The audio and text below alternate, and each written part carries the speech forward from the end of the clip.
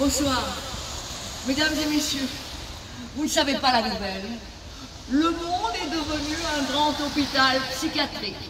Et ça, je le dis depuis de très nombreuses années, mais il est de plus en plus.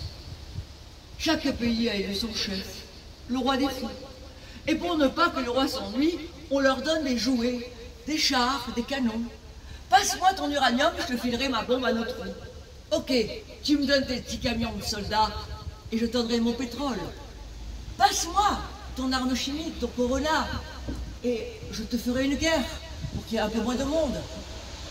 Et puis, il y a ceux qui n'ont rien à échanger, les ligotières.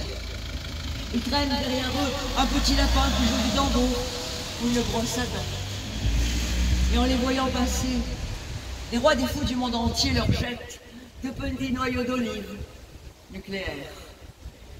Et puis, il arrive un docteur qui veut soigner les fous. On l'appelle prix Nobel de la paix. Alors, on lui accroche une grosse médaille sur le cœur qui brille bien fort au soleil pour qu'on voie bien l'endroit où il faut tirer pour le tuer.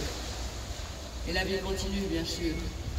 Et les rois des fous du monde entier s'entourent de débiles qui choisissent eux-mêmes. Le premier débile, le débile des finances, le débile des armées. Et les débiles donnent des conseils au roi des fous pour gouverner les cons. Et les cons, mesdames et messieurs, sauf votre respect dans l'histoire, c'est toujours nous.